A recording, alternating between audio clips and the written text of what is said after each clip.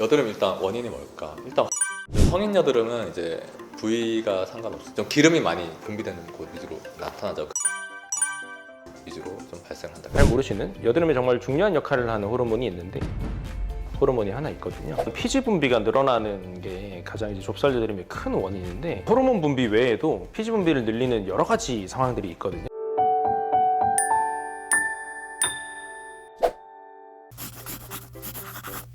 여드름 일단 원인이 뭘까? 일단 호르몬이죠. 피지선이 증식을 하기 시작해요. 그 하나의 작은 모공에서 기름이 막 분비되기 시작합니다.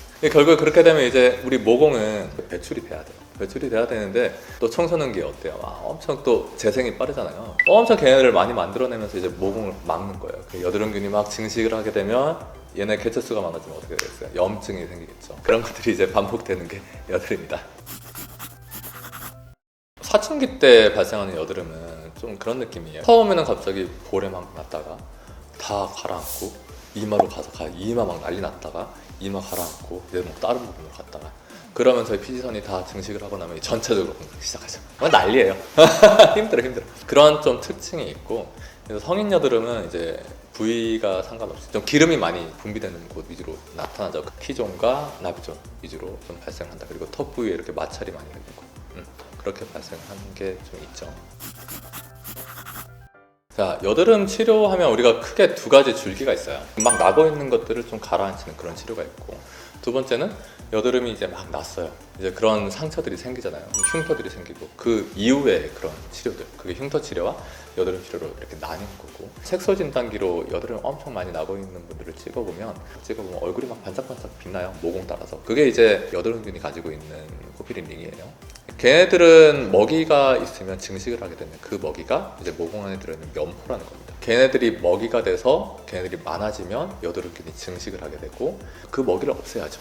그거 어떻게 없애느냐? 작은 것들은 우리가 열심히 아쿠아필 같은 거로 필링으로 빼내야 되는 거고, 큰 것들은 그걸로 안 나오니까 압출을 해줘야 되는 거죠. 그리고 모공 관리가 일단 필수적인 거예요. 기름기 많은 음식 좀 적게 드시고, 그리고 자기전 세안을 열심히 해줘야죠. 그렇게 엄청 열심히 관리함에도 불구하고 또 면포들이 막 생긴단 말이에요.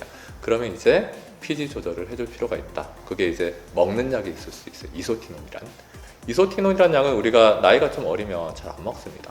부작용이 막 있고 막 그러기 때문에 가임기 여성한테는 휴학 기간이 좀 필요하고 이제 못 드시는 분이 있을 거 아니에요. 그런 분들이 이제 피지선을 태우는 치료를 해야 돼요. 피지선에 흡수되는 그런 물질들을 얼굴에 쭉 도포를 한 다음에 그런 다음에 우리가 레이저를 쭉 쏴주면 그 부분이 팡팡팡팡 터지면서 피지선의 수가 쭉 급감을 하게 돼요. 그러면 갑자기 피지 분비량이 뚝 떨어져요. 그게 이제 근본적인 치료예요. 흉터 치료는 진짜 어려워요.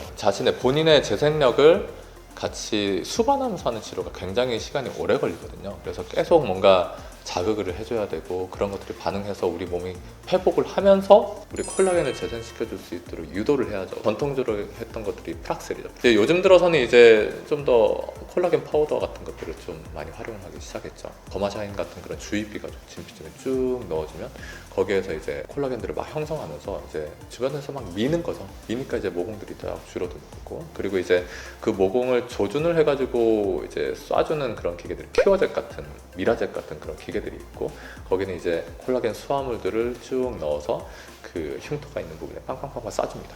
쏴주면은 모공이 좀 줄어들어요.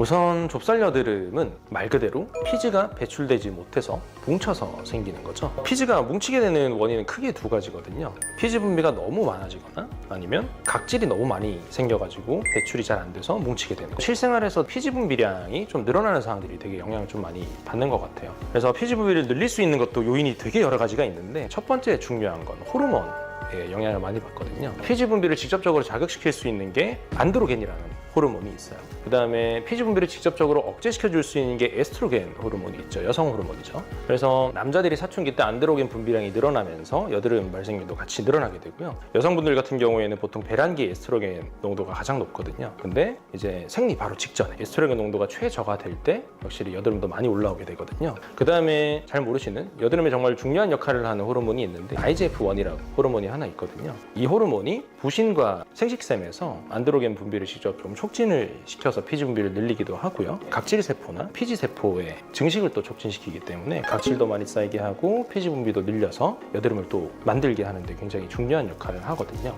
그래서 이 IGF-1 같은 경우가 활성화될 수 있는 상황이 고혈당, 혈당이 많으면 인슐린 스파이크가 오면서 생길 수 있겠죠. 그래서 GI 지수가 높은 음식을 먹게 되면 혈당이 빨리 오르면서 여드름이 생길 수 있고요. 또 유제품 같은 경우가 직접적으로 IGF-1을 함유하고 있기 때문에 또 여드름을 또 많이 유발을 할 수가 있겠죠. 호르몬 분비 외에도 피지 분비를 늘리는 여러 가지 상황들이 있거든요. 스트레스 상황, 음식에도 영향을 받을 거고, 피부에 수분이 부족해도 분비가 촉진이 될 건데, 이런 것까지 다 설명을 드리면 구독자분들 잠오시니까 일단 이 정도까지만 하고, 아무튼 호르몬 분비가 중요한 영향을 미친다, 이 정도로 설명을 좀 드릴게요.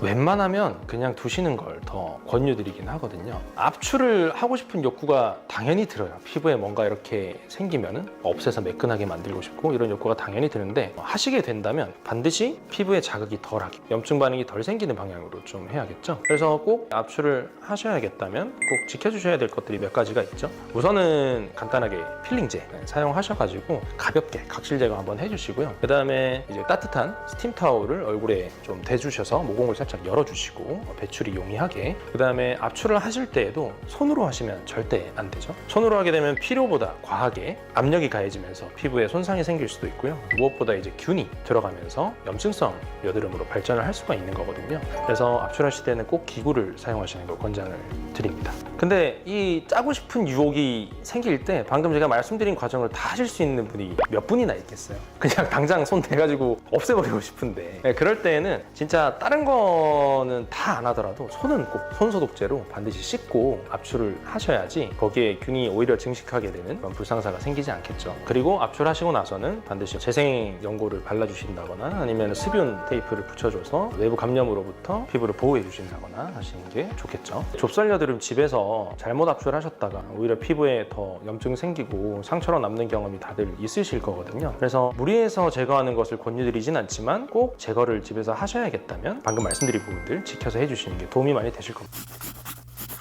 아까도 말씀드렸지만 피지 분비가 늘어나는 게 가장 이제 좁쌀 여드름의 큰 원인인데, 식습관이나 생활 습관이 잡히지 않으면 피지 분비량은 잡을 수가 없어요. 피지 분비를 줄이는 시술도 많이 있죠. 에토존 PTT라는 것도 있고, 포텐자라는 시술도 있고, 스킨보톡스라는 시술도 있고, 여러 가지 있어요. 엄청나게 많은데 그거는 다 일시적으로 피지 분비량을 줄여주는 역할을 하는 시술들이거든요. 그래서 식습관이 개선되지 않으면 결국은 계속 나올 수밖에 없어요. 너무 스트레스 받지 마시고요. 내가 건강하게 산다면 자연스럽게 피지 분비가 줄어들면서 발병률도 줄어드는 거니까 너무 시술적으로 해결하려고 하지 않으셨으면 좋겠습니다. 그래도 내가 이거 그냥 두고는 진짜 불안해서 안 되겠다 라고 하시면은 오셔가지고 아쿠아필 같은 모공 청소 관리, 그러니까 피지가 쌓여있는 거를 주기적으로 제거를 해주는 모공 청소 관리하시는 것도 도움이 좀 되실 거고요. 특히 혹시나 균이 증식해가지고 염증성 여드름으로 발전했다, 이런 거는 이제 눌렀을 때 너무 아프다 하면 안쪽에 염증이 찬 거거든요. 그거는 이제 결국 시간이 지나면서 피부에 흉터를 남길 수 있기 때문에 염증 주사를 받아줘서 깔아앉혀 주신다거나 아니면은 적절하게 압출을 받아가지고 염증의 원인을 제거해 주신다거나 하시는 게 피부 건강에 도움이 많이 되실 것 같아요.